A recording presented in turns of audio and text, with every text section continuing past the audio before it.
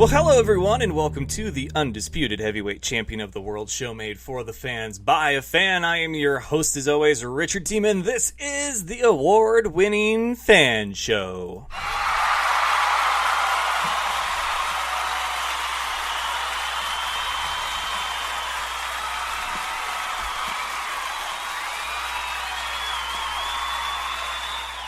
Thank you all for tuning in this evening. It is going to be an action-packed, non-stop episode of Football and Nonsense, which that phrase right there, football and nonsense. There's a few things in the work. One of them, of course, you know, is BattleBots coverage, which will begin next week. We'll have Farouk on the 10th. Mark your calendars. It's robot fighting time, and there's no better guest to get us in the mood for some bot-on-bot action than the Master of Ceremonies himself. So we will do that the night before the premiere of BattleBots on Discovery. Remember, I was there, and it was awesome. And then we're going to start scheduling some bot interviews with the members of the different teams, the captains, the drivers. Who knows? But they are more than ready and willing to come and be part of the fan show and add a little bit more to the nonsense that we have here. And we talk about the rebranding being the thing that saved the show because it opened that door to more than just football. And it's still funny to me when I see my logo at music festivals and BattleBots and soon Comic-Con, and you've got this amazing logo, and then it's got the football right there, and it kind of throws people off. But you know what? I wouldn't trade my logo really for anything in the world. I love it. It's become such a great brand recognition item. And it's a shield of mine, NFL, protect the shield, all about the shield. And mine, I love it. I really do. I love how it looks on shirts, on business cards, you name it. I love it. But that doesn't mean that there's little tweaks that you can't make to something great to help represent something else. That's what we call a teaser, and that'll be more news on that subject on the way. But get ready for BattleBots, okay, because it's very exciting. So that coverage starts next week. Well, I guess technically the week after. And then as the season goes on, I will have interviews of mine that I conducted while I was down there to put up on the Fan Show's YouTube page as well as the website. They've all needed some tender love and care, some love and affection, and we're going to give it to the website and YouTube page. So make sure that you know your home base for all things football and nonsense, thefanshow.com, and you're subscribed to the YouTube channel. It'll make your life a whole lot easier. So before we get too far into my ramblings and before we bring on the guests, that's right, more than one, multiple, it's probably time that we do today's headlines.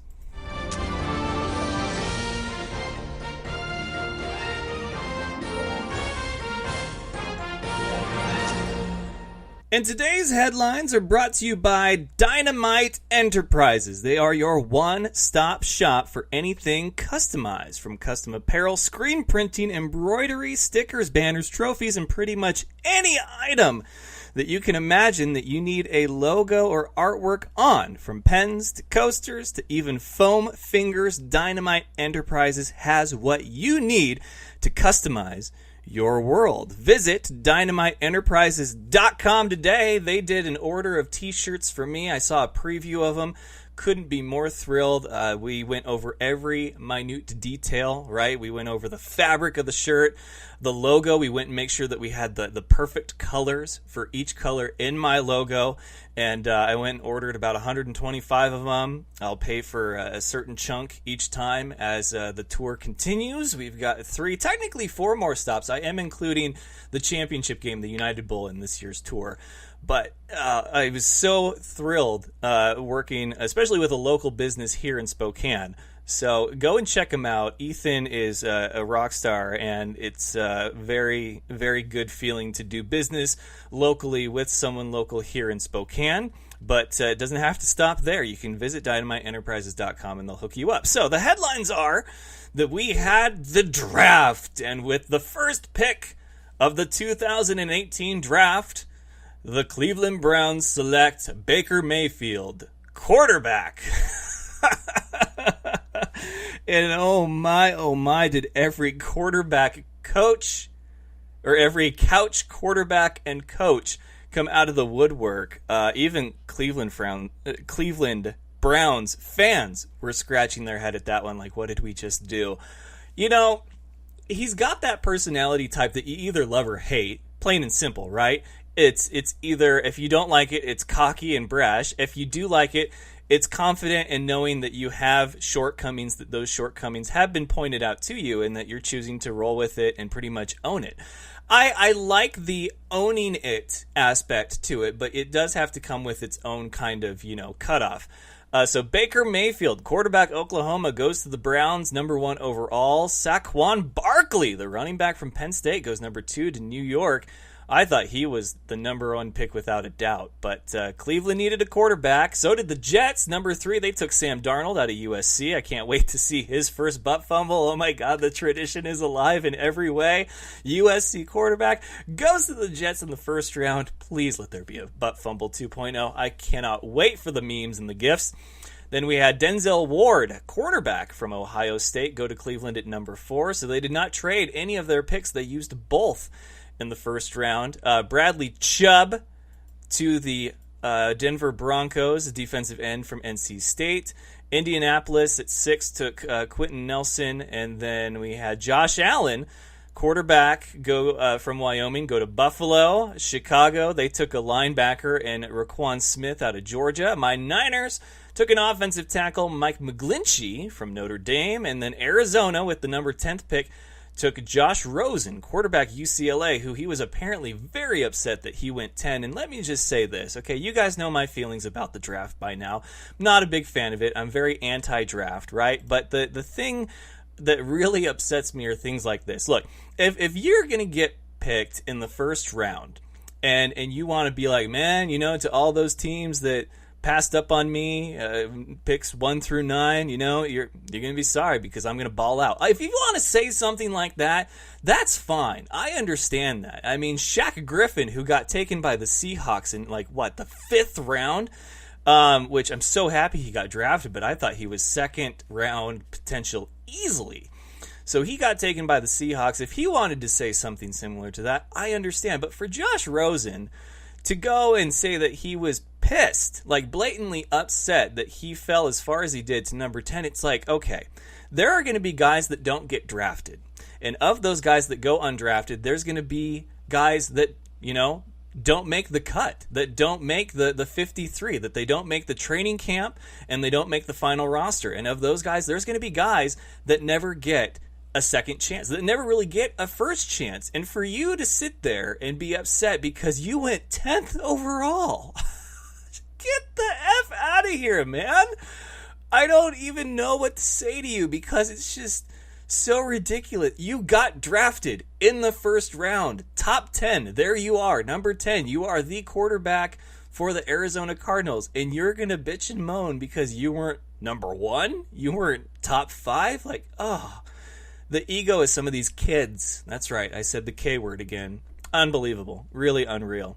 So that's my tiff with the draft. The draft went pretty good. I thought the 49ers had a good one. Got a wide receiver, kick returner from UW, so it's local here. It's good to have. A lot of Washington products lately have done pretty good. Number 199 overall, Tom Brady's number, if you remember, throwback, went to Falk from WSU, Cougar. We'll see how he does. I don't really feel like being picked at 199 is some kind of, high bar to exceed expectations. But hey, whatever works for him. In NHL news, can I just say how much I love these Golden Knights? They are crushing it right now. So they swept the Kings, the LA Kings, the Kings of Los Angeles. They swept them, all right? And that is just unheard of for an expansion team. So 4-0, Vegas moves on. Now they're taking on the Sharks, who went 4-0 against the Ducks, and they lead 2-1 in that. They just got their second one last night in overtime again. The one before that, the one that they lost, was double overtime, and it was after a very questionable goal that was called a no-goal for Vegas. Then you have the Nashville Wild. Nashville against Colorado. They win that series 4-2. They're currently tied 1-1 with the Winnipeg Jets, and the Winnipeg won 4-1 in the series over the Minnesota Wild. Nashville Predators, that's the word I was looking for. Tampa Bay Lightning, 4-1 over the New Jersey Devils. They are now tied with the Bruins, 1-1 in that series after the Bruins went 4-3 against the Toronto Maple Leafs. The Capitals went 4-2, won series 4-2 over the... I'm so terrible with this. I really am. I'm getting better. The Stars? No, that's not the Dallas Stars. Anyway, they're tied 1-1 with the Penguins right now. As you may know, they are the reigning champions, and they won over the Flyers. Is it? Pittsburgh won that series 4-2. So we are in the second round. We are in the thick of it, and NHL playoffs are going on right now. And then, of course, you got the NBA postseason. But this hockey stuff. Really fascinating, really good. I love it. In National Arena League action, we saw great action. We saw the Carolina Cobras take down the Jacksonville Sharks. My, oh my, what a second half that was. It was a 3-point difference going into the half. And then release the Hounds. The... Oh, man, what was that final? 55-21, your final in Jacksonville. The reigning champion Sharks have lost 3 straight at this moment. Massachusetts Pirates took down the Lehigh Valley Steelhawks 72-24. So right now, Carolina has a win over Jacksonville and a win over Massachusetts. The Lions, who will play this next week against Mass, they are the only undefeated team left, but it's at 2-0, where the rest of the teams are, I think, 3-1 and 3-1. So they're a couple of games behind. People are all over my stuff about them not being ranked higher in the power rankings. It's like they have the smallest sample size of like any team in this league. Like, chill out. In indoor football news, oh my goodness, what a weekend it was. We had a great game that really... I don't know if it should have been how it was in the fourth quarter, but the Rattlers and the Titans had a freaking shootout in Arizona. Who saw that coming? The Titans with 1 win and the Rattlers with 6. Now 7 wins. So Cedar Rapids is 1-7. Arizona is 7-1. And this was it was the most ridiculous thing that you've ever seen, because Darrell Monroe, my second guest tonight, had 11 touchdowns on the ground. That's an IFL record. The previous record was 8, and that is just absolutely crazy. It catapults the Arizona Rattlers to their 300th win in franchise history, so congratulations there. That was just so ridiculous. Monroe. The final in Iowa, 46-25 against Green Bay. So again, Coach Robertson will have to wait another week to get his first win of the season, and I'm trying to find the final score for that ridiculous Arizona game. Where are you? Where's my schedule here? We're going to get this for you, because it was at one point Cedar Rapids had scored the highest all season long, and the game wasn't even over yet.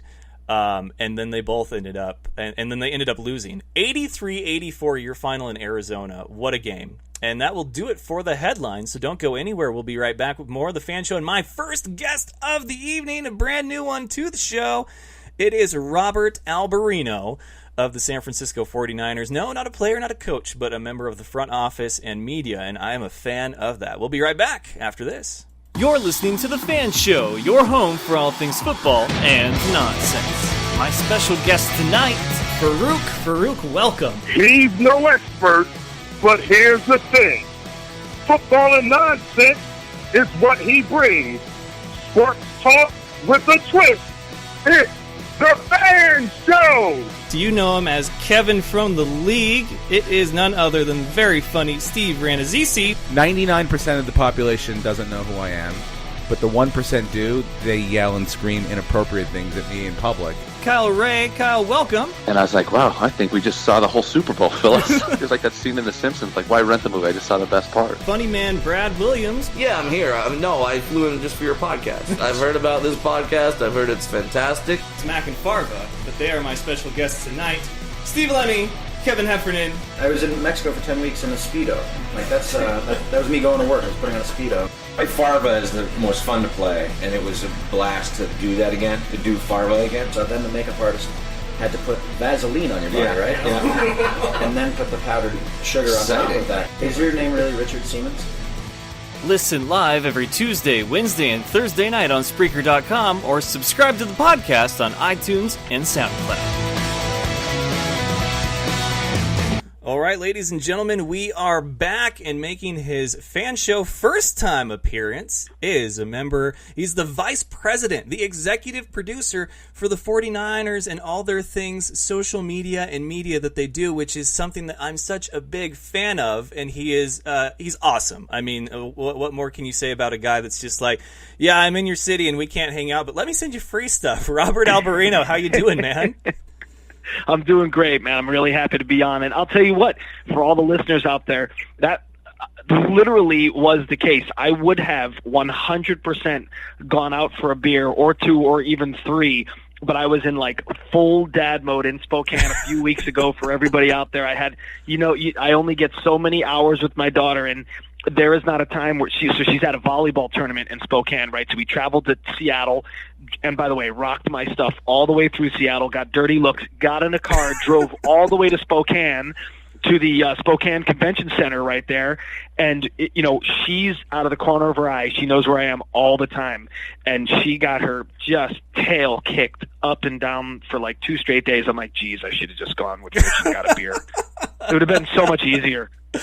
Well, you lived a day in the life of me, because my first 2 49ers games were in Seattle. The first one that I ever went to, my great aunt had season tickets, and she knew how big of a 49ers fan I was, and so she got me 2 tickets. It was the second level, but right up front where there's nobody in front of you, right across from the broadcast booth. Monday Night Football, sure. Terrell Owens signs the football after he scores the touchdown. I was there for that, and that was an incredible moment. That's cool. The other Very one cool. was the last time that San Francisco beat Seattle in Seattle. Alex Smith with the last, the late drive to set up field goal position on Christmas Eve. So that was a fantastic time. So yeah, when you talk about getting dirty looks, it's just like, that's a day in my life, man. Like at 31, I can tell you that it only got worse after 2012. I know, and you know what? Get ready for those days to be good again. I mean, I can tell you that it has been that that is the trip where we just have feared going in there, because they've been so good. Look, they've had our number. There's no doubt about that. But I feel like maybe I'm the only one, but I really feel like this is our year, just to start turning that corner again. I feel like they're us in 2014, right? They're kind of watching those wheels fall off, and we are now, we're never down for long. So I feel like we're headed back up, and I think Kyle's going to go in there and just give him a beating this year, and I would love it if it happened. I have loved the job that Shanahan and Lynch have done. I mean, really considering all the criticism that Lynch himself received when he got the job. I mean, there were even local reporters for the Bay Area saying, what are they doing? And I'm just like, give him a chance, because it's the people that you least expect that can do the best things, and he has rocked it, man. He has, and it's funny you should say that. I received a ton of texts. The NFL community is really small, right? You can imagine. I've been, so this is my third team over 25 years, and I've made some great friends, and there are players who are now coaches and GMs and all kinds of guys that I kind of grew up with. I've been in people's weddings, and just the web goes on, and really the business is T9C, and I received crazy texts. Some texts were like, hell of a move. Some texts were like, dude, what's going on? And to be very honest, I really wasn't sure what to think. I had known John very sparingly through my time where he played against teams that of course, he beat, when I was with the Eagles, he beat us in 2002 to close out the vet in the NFC Championship. They went on, of course, to beat the Raiders, and so we had some connection with John there. Obviously, played them several other times, but never really knew him as a guy. And but knew he was a smart guy, and then of course met him a ton of times as a broadcaster, did interviews with him, and had some great things. But as a GM, and again, I'm not I'll be super honest on the Fan Show, we this is not the company guy talking. The correct assessment of John is he is just the guy you want to hang out with. He has walked through the hallways, knocked on people's doors, walked in, said hi, remembered everybody's name, never super professional, super cool.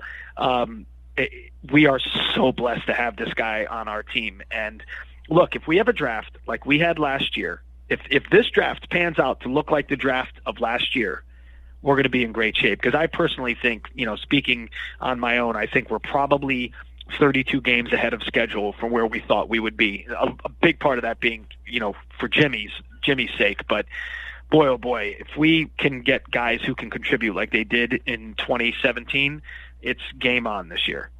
Yeah, and I agree. And, the draft class, I'm happy with it because it may not have been the sexiest draft class that the 49ers have ever gotten. But there's nothing more I love than flying under the radar. And how much under the radar can you be when your quarterback is now Jimmy Garoppolo? So I think, the strong, silent draft class was great. We got some help up front. We have a wide receiver. I mean, we have pieces for our already young and developing team, and it seems like we have a few key components in place for the long haul. So I'm happy with it. I don't know what your feelings were going through each round.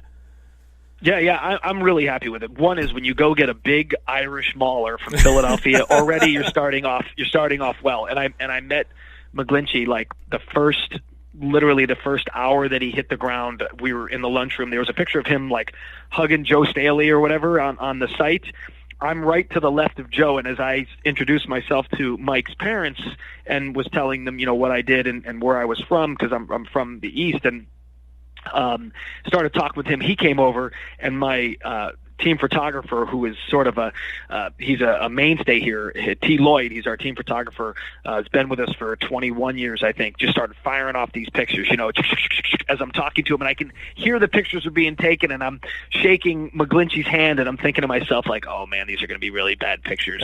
But that was, starting with that, I was really pumped, because you got to protect Jimmy, and being, a traditional football guy, I'm never worried about the sexiness.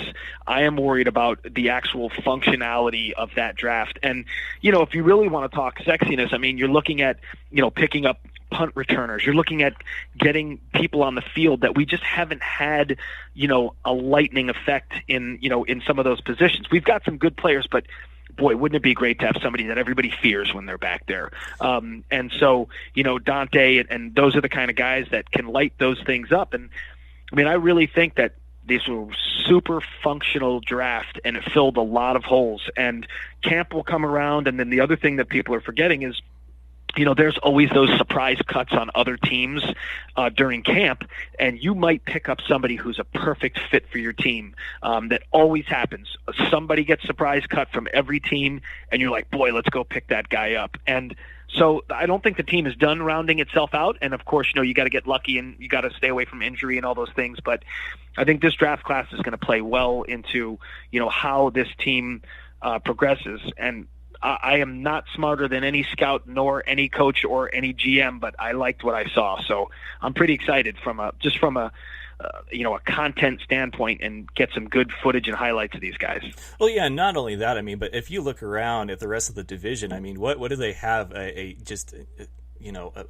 so much of, and that is defense, especially up front. Your battle is won in the trenches. So yeah, I like the protection up front, and we'll see. I mean, this is sort of the official start to a new season. But what's a day in your life like? I mean, are there moments where you have to actually turn off your phone just to get some peace of mind? And is it 24/7 for you? Like, what's it look like for Robert Alberino?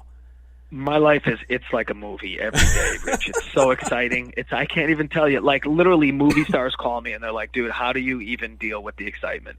No, I'm teasing you. Yes, it is crazy. Okay, couple of fun facts. One is I probably average on any given day about 450 emails a day, and that's no lie. And that's a painful number. So a lot of my team will get emails back that is like, yes, no, go, okay, copy. Like a lot of it very, very, very, very curt, like let's attack it kind of thing. It's crazy. I have 30 plus men and women who work alongside of me who are amazing. I've got 7 full-time, like almost lieutenants, right?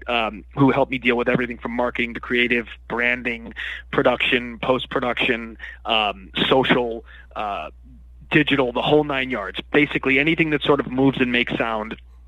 for the 49ers flows through our team. In essence, we're like an ad agency or a production house baked right into the franchise. So on any given day, I'm dealing with those 7 people, my directs, who then deal with their, sort of their sergeants, and we are working on everything from stuff for coach or campaigns or spots or shows like Brick by Brick or the draft and all of these things that cyclically come along in a football season. But the best part I think about my job is really like no 2 days are the same, which that's probably why I've done it for so long. I love being the part of a team. It's progressive. It's fun. But, we get to work on so many different things. We get to travel to these great places. We get to meet great folks like yourself. And look, we get to work with the San Francisco 49ers. And, again, the last couple of years have been super tough, but it's the everyday sort of working with that crew and handling all of the cool things that happen with the team, being in the inner circle of things. It makes it all worth it, because just like obviously you're a huge fan, even when the team gets its ass kicked, you don't stop loving the team. No. You always love the team. And it actually is more of a badge of honor to love it when the team is down, because then it makes the good times that much better. We're bracing for the good times. And so, we're strategizing, working, creating, doing all the content you see on 49ers.com. And we're building things out all the way through December, January right now. So every day is it's pretty insane. Definitely a lot of travel, a lot of moving and shaking, a lot of creativity. But it keeps me young and thin. I'm very young and thin for a 48-year-old. That's for sure. Yeah, and it's crazy what football and fandom do to your life. My wife's a Seahawks fan, and my gosh! We love the rivalry. It hasn't been so much fun lately, but we actually on the exact day of our 1-year anniversary from when we started dating, before we got married, we went down for farewell to the stick. It was the last time probably I think that the 49ers beat the Seahawks at home, and then I went to Levi's my first time, and the last time I've been there. The Rams Monday night opener where we shut them out, and that was fantastic. So I'm undefeated, or the Niners are undefeated when I'm in attendance at these games, but we had a whole 49ers Seahawks wedding. Our wedding was on opening day that year. 49ers beat Dallas in Dallas, and we had jerseys. Our cake had logos and colors all over it, our topper, everything. And I think somebody from 49ers somewhere asked us for pictures, and we submitted them, but they were going to call us to like have a chat or something, and it never happened. But people always tell us how much fun they had at our wedding, because everybody came in jerseys. We had football themed everything, and it really worked, like with the colors and everything. It was so much fun. But I personally, well, if you're telling me that every time you come to a game we win, I'm going to put it out there, because it's going to get encrypted into ones and zeros for everybody to hear. You and your lady come down on me. We will get you to a game here at Levi Stadium this year. You pick when you want to come, but I'm going to tell you, you better hold up your end of the bargain, is all I'm saying. Oh, absolutely. You know what I mean? Like if we lose, like, you're going to have to get like 50 lashes or something. Like, I don't know how that's going to work. But if we win, you have just set yourself up for all kinds of wonderful things. So let's, pick a game that you might think we're going to win, maybe hedge your bets a little bit, but you got 2 tickets on me. All right, Robert Alberino in the giving mood. And I will tell you this, as a fan, though, I am ready to retire from viewing games as a fan. I'm in the Dan Patrick School of Sportscasting right now at Full Sail, and I absolutely love the course. And at the end of it, I'll get a bachelor's in sportscasting. I'm ready to be in that press box at Levi's for a game. So I love it. I'm going to harass your guys' front office until they let me in there, because it's time. I've covered college football. I'm doing my second tour of arena ball. I'm ready for the NFL. I'm ready for my Niners. I want to be in there. Little known fact, my director of production is a Full Sail grad, so they're getting good people out of there. All right. Well, hey, if you had to sum it up in like a few words, what would you say is the most exciting thing that you're looking forward to, either as your job or as a fan of the 49ers this upcoming season? Boy, that's a tough one. If I were to put it in a couple of words, I think, sort of emotion and hope and sentiment of the team really back on the rise. I'm just excited. I'm excited for what I hear, whether I talk to people like you or people in the neighborhood or parents at my kids' schools.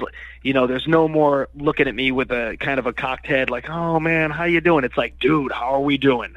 I'm looking forward to more days like that, Mondays where I can talk about how good the win was versus we were so close. That's what I'm looking forward to. Turning of the tide. I think that's what I'm looking forward to the most. That's right.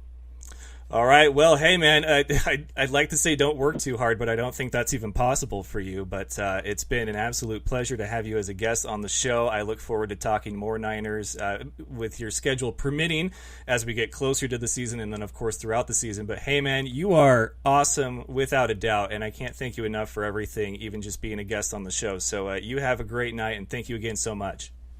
I appreciate it, man. Go Niners. We'll talk soon. Go Niners. That was Robert Alberino of 49ers Studios. And with that, we're going to hop right into the next interview. Darrell Monroe. I think I just completely got tongue-tied. Darrell Monroe is going to come up next for the Arizona Rattlers. Don't go anywhere. We've got more Fan Show after this. This is The Sheet. Gets me all revved up. My face is now red. My ears are just freaking boiling. He's so raw that Sky hates him. Yeah, he had 51 touchdowns, 4,900 total yards. I know y'all like that, but I got to run. And only in Alabama that could happen, I have to say. They're so good, man. They would win the Big Ten if they were in the Big Ten. You could be doing something vision-based in front of you and reach down and grab a handful of insane goodness. Give it to him. Kudos. I'm clapping like a golfer. Very good, Johnny. I'm proud of you. Wow. You guys agree on something again? I'm very impressed. You ever had a bad week? Just you walk outside, step in a puddle, like right when you walk outside. I mean, how's there a puddle right outside the house? Or you stand on the curb and somebody drives by and splashes water up on you? Or it's just raining on you, not anyone else? I will tell you, before you go any further, I cannot hear Chad when he speaks. Good. Here, listen to the sheet, man. I don't really know what we're doing. Every Saturday morning, 8 to 10 a.m. right here on WBLZ Sports. Whether it be your industrial, commercial, or residential needs, Gen Service is the electrical contractor for you. The Gen Service team has the expertise, commitment, and educational years to help you solve all your electrical concerns. They have you in their best interest with helpful suggestions to accommodate your every want. Give them a call, no matter the size of the job, at 740-438-7173. Mention WBLZ Sports, and you'll get a discount. That's Gen Service, 740-438-7173. This is Nick Ciccarelli, the mad scientist of sports. Join me and Dr. D, Derek Jones, live every Saturday night, 10 p.m. Eastern Time, 7 p.m. Pacific, for the Mad Scientist Sports Lab. The big intellect, the experiments on the chalkboard, and the guest subjects will be rolling in. Mad Scientist Sports Lab, only on WBLZ Sports, where we got balls. Doug Peffer Painting and Pressure Washing. He has over 30 years of painting experience. He's interior, exterior, commercial, or residential. Doug Peffer covers it all. Is your house looking ugh? We'll call on Doug. Doug Peffer Painting and Pressure Washing, 404-966-3361. Mention WBLZ Sports and get a special We've Got Balls discount. That's Doug Peffer Painting and Pressure Washing, 404-966-3361. Check out Thursday Night Tailgate, where NFL legends live on. We bring you 5 NFL legends every week, sharing their stories and insights, plus our spotlight on the positive. Hear which players are doing great things in their communities. Now on WBLZ Sports Talk Radio and WBLZSports.com.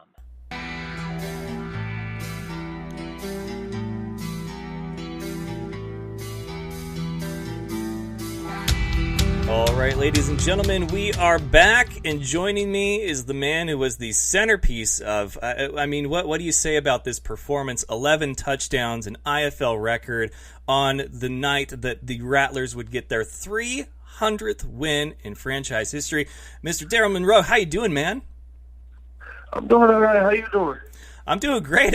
Are you sore? Are you tired? How you feeling after that performance? I feel wonderful. I feel real good right now.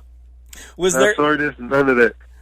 Was there ever a point where you're in the huddle and you're just like, again? At all? It came to a point like, oh, we running it again? I was like, okay, I'm ready. I'm just ready. I tell you, man, it was such a crazy game to watch. I mean, I was watching another game for another league in the NAL, and then I switched over, and you guys are about a quarter into it, and I couldn't believe what the score was. I was like, am I seeing things right? And then halftime happened, and it's like, wow, like they're supposed to win their 300th tonight, and they're going to have to really work for it. And then you guys, first Cedar Rapids scores the most that we've seen this season, and then you guys end up topping that and getting the win, 84-83. Like, what was the mood like at halftime, and then after the game? It was such a well-deserved 300th win for you guys. Oh yeah, it was a well-deserved. Like Cedar Rapids, they came and had a hard-fought game. And the mood at halftime it was all quiet. We was ready to get back out there. We got two more quarters left, 30 minutes. Then after the game, when we saw that we won, it was just everybody was happy. Got the 300 win. The fans was happy. It was just a blessing. Now, of course, you have this record-breaking performance on the same night that you have your 300th win. I mean, obviously, as a team player, you're going to say that the 300th win was a huge thing in staying first place in the league. But, I mean, were you aware of what the record was? Like, did you know even how many you had that night up until the end? No, sir. I really did. I really wasn't keeping track of how many I had. I didn't know what the record was. I was just playing. Just focusing on the win. So you are actually the first Arizona Rattler that I ever awarded the Fan Show Player of the Game to. You and I have a picture together with the belt, and I was texting your guys' media personnel, Peter Garbo, who sets these things up for me, and I said, if I was there in attendance in this game, I would have just given you the belt and said, here, you earned it. Like, 300th win, record-breaking performance, just take it. Right.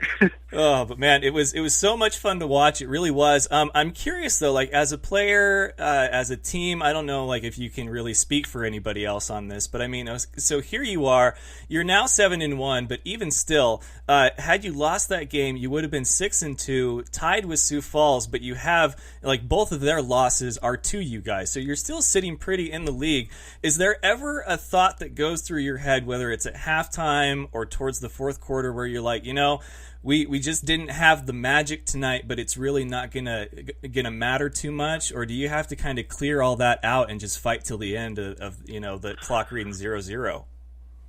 Honestly, for me, I have to clear all that out, because whatever happened in the first and second quarter, it doesn't translate to the third and fourth quarter. So I just clear all that out and just focus on winning and focus on playing through the whole thing. How would you have felt about your performance had you guys not gotten the win at the end there?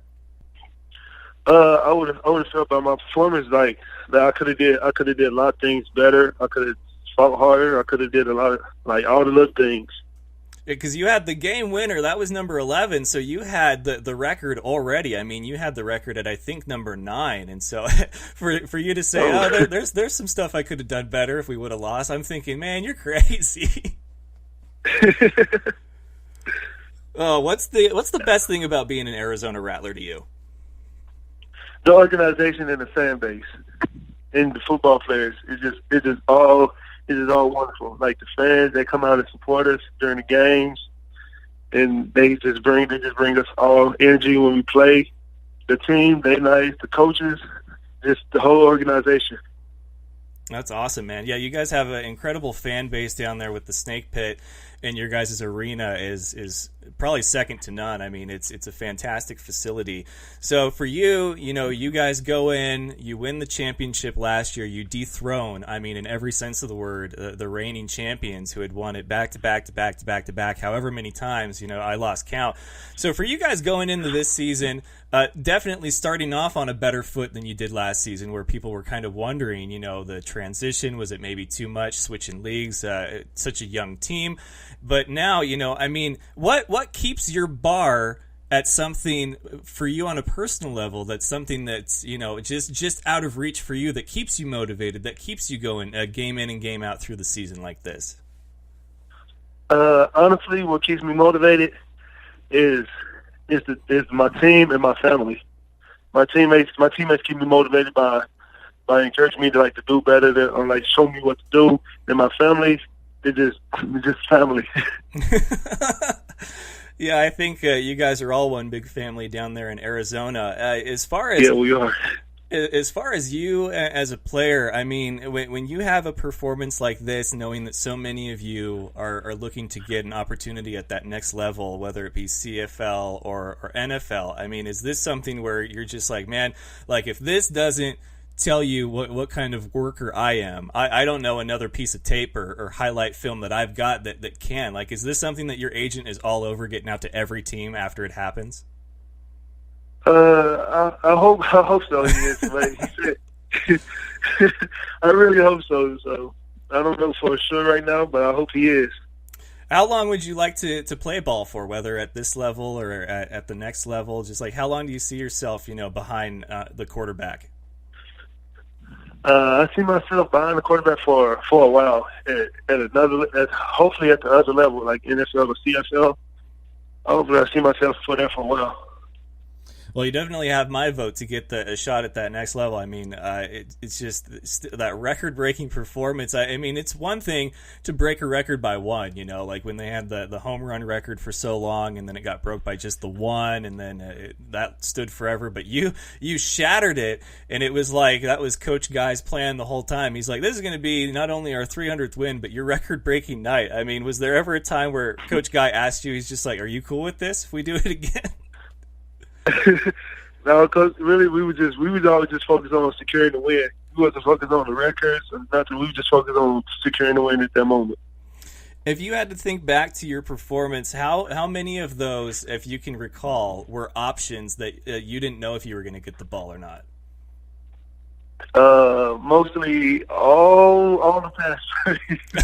All the pass plays we did, I was not recalling getting the ball. I have to keep my head. I have to keep looking for it just in case.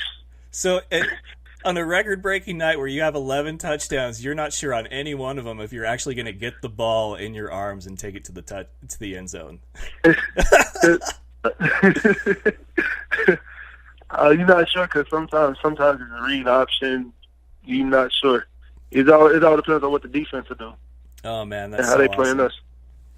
So we're, I think beyond the midway point here in the IFL season, and all signs right now, of course, there's still plenty of football left to be played, especially that last month where there's a few matchups that could determine, seeding, who hosts what. But right now, if the season were to end today, which obviously it doesn't, the United Bowl for 2018 would be hosted in Arizona, and nothing says, football like Phoenix in July. What would it mean to you guys, though, as a team, organization, as a player, to host the championship game?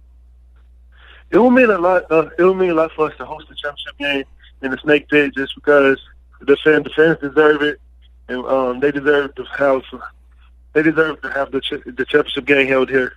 So it means a lot. I could just imagine, though, you guys having your practice, knowing that you don't have to travel. I'd worry about you guys melting out there, because that's not kind summer weather in Phoenix when you get to that July part. Right. Well, what's the next thing that you're looking forward to the most this season? Is it just the next game for you, or is it capping off what's been so far a great run, a great performance with another ring, another championship for you guys? Right now, it's just looking forward for the next game. Yeah, and it looks just take it game by game. Yeah, and I'm looking at the schedule here, and of course, you guys will have Cedar Rapids again, so that'll be they're probably carrying a little bit of a grudge after this last week, so you got to be careful there. So you're on the road. And then you guys will have the Blizzard after that, another road game. So this is kind of not necessarily the tougher part of your schedule opponent-wise, but you guys are going to be on the road. I know that you guys travel well. And then, of course, you guys are going to host the Barnstormers and the Danger towards the end of the month. And both of those games could prove to be, very crucial for you guys. So best of luck throughout the rest of the season. I know that if there's any team out there that can handle, playing on the road, playing tough opponents, it's you guys, and you guys proved that 84-83 over the Cedar Rapids Titans. And I just want to wish you the best of luck for the rest of the season, man. I hope that's not the last great performance we see out of Mr. Monroe. It won't be. And thank you. Hey, absolutely, man. You take care of yourself. I look forward to seeing you guys again, maybe for the championship. But best of luck this upcoming week, and thank you again for taking the time to be on the show, man. Yes, sir. Thank you. Absolutely. You take care. You too. All right. Once again, that was the running back for the Arizona Rattlers, Darrell Monroe. And, man, that was what can you say about a record-breaking performance that's that record-breaking, right? I mean, like I said, it's one thing to do it by one. Like, if he would have gotten 9 touchdowns and the record was 8, I mean, that's one thing. But when you just keep adding to your total, when he hit 10, I was like, my God, like, what's his number? 14? Is he going to have 14 tonight? Like, it very well could have been that game winner by him, though. I mean, so fitting. You couldn't really have written it any better. You feel so bad for the Titans, though, just because obviously somebody has to lose. You have this game all the way through the fourth quarter, and yeah, there were a lot of questionable calls, but there's no need to focus on the negative of something that has come and gone, and it's no need to rain on Monroe's parade. But or the Rattlers, but they did get their 300th win in fantastic fashion. 84-83 was the final. A game where the defenses took the night off, and it was about who's going to get the ball last and who's the first one to 84 wins, and the Rattlers get it. So that was something else. But we are going to have a lot of fun this week on the show. It is 49ers week. Of course, it's after the draft. We want to talk about that. So I have James LeBreton. You guys know him. He's a fan show favorite. He's going to be making another appearance Thursday night, so don't forget to tune into that. Tomorrow is Power Rankings Day. We'll discuss both the IFL and the NAL Power Rankings. I have a feeling, though, that not either one of them had any movement whatsoever. I mean, I was wanting the Titans to win at one point just to see how much I could move around in the power rankings. Like, do you swap Arizona and Cedar Rapids just for the week, just to mess with people, or do you just bump each one up and the other down for that week? I don't know. It really would have been something to have to think on that and figure out what you're gonna do, but. I do love the people that get so up in arms about the power rankings. I really do. It's fantastic because, one, I'm one of the only people that does it, right? One of the only people that does it that people actually look and pay attention to and criticize, which I guess, I kind of welcome that with open arms. But people that take it literal, why? Like, they're not meant to be literal. They don't mean anything. And when you point out that they don't mean anything, it's like, well, then you don't understand the point. The point is that it's something to discuss. It's something to break up. We've got a week in between games. This isn't NHL. This isn't NBA. This damn sure isn't baseball, where you've got you don't have enough time to do rankings. So you do rankings to see which teams you think are maybe on the rise, which ones maybe took a little bit of a step back, and you discuss, you evaluate, and that's the whole point of the rankings. They're not meant to be a jab at anyone. They're not meant to be any kind of knock on a franchise or a fan base. I mean, really, the only team that I took a personal shot at was the Empire last year, and that was because of their front office, which, hey, look who folded and who's still going. That's right. The fan show is still here, and the Empire is not, and they can, with that whole email back from certain front office individuals saying that they'd rather focus on big name media that can possibly generate revenue. Well, that's too bad for you, because every other team loves to have me, and I love being there, and they don't have to pay me a damn thing. I'm just happy to do it. So he who laughs last laughs hardest. I finished my first course at Full Sail, the Dan Patrick School of Sportscasting. So again, like I said, I'm part of this inaugural class for this one-of-a-kind program. Couldn't be more thrilled about it. Creative presentation was the course. 4 weeks long. These are a bit more condensed classes just because of the way that the class schedule is worked out. I don't have normal semesters or quarters like other universities, but it's still a bachelor's program, and I'm taking it very seriously. So creative presentation, a lot of fun.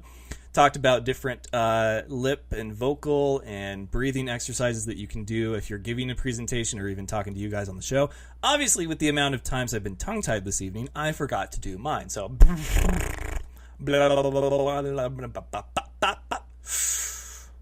why not do it with 5 minutes left in the show?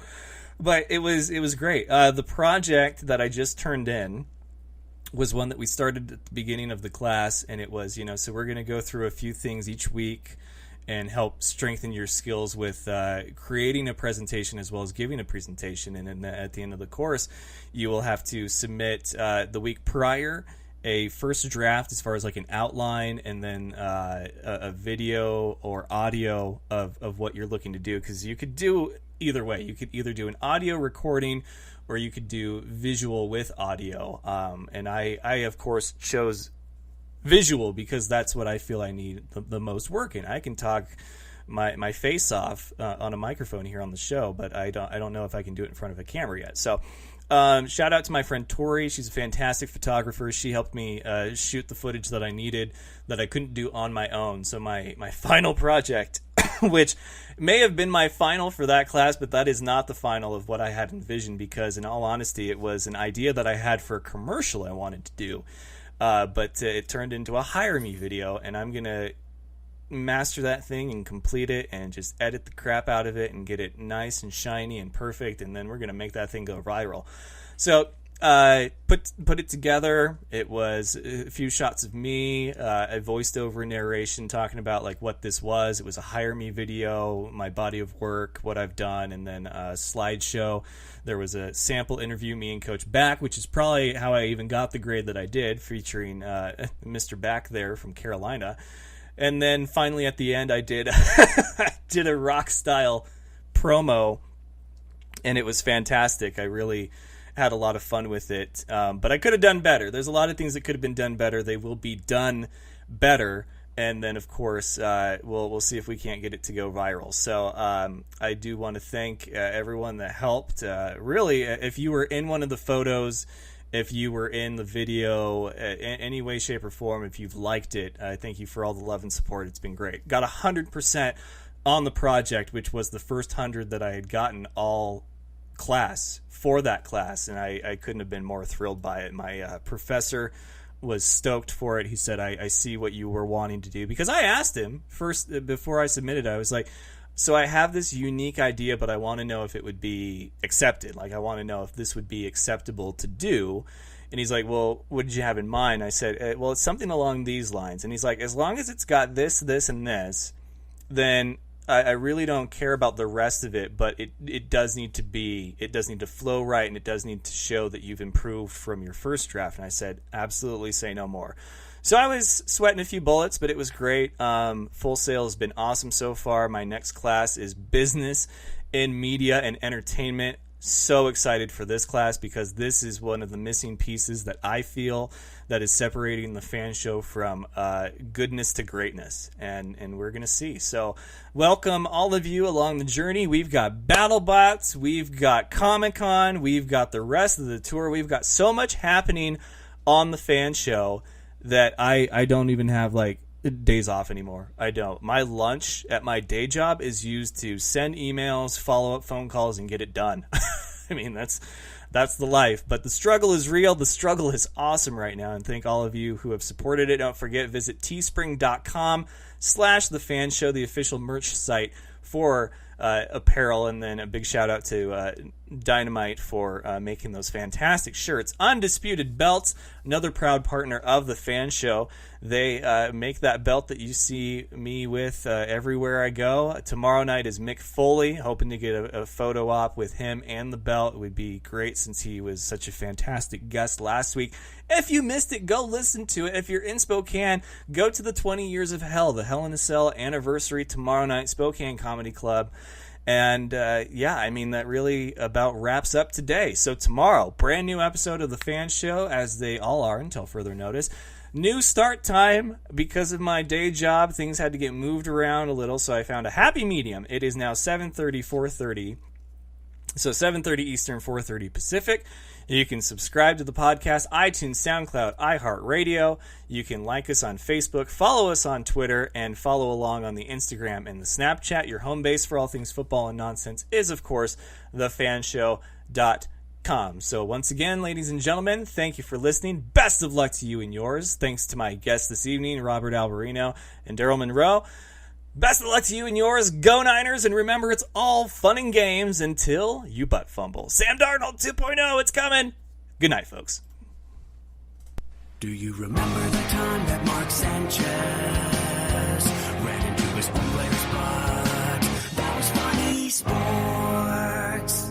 Thank you for having me on the show, man. I love the Fan Show.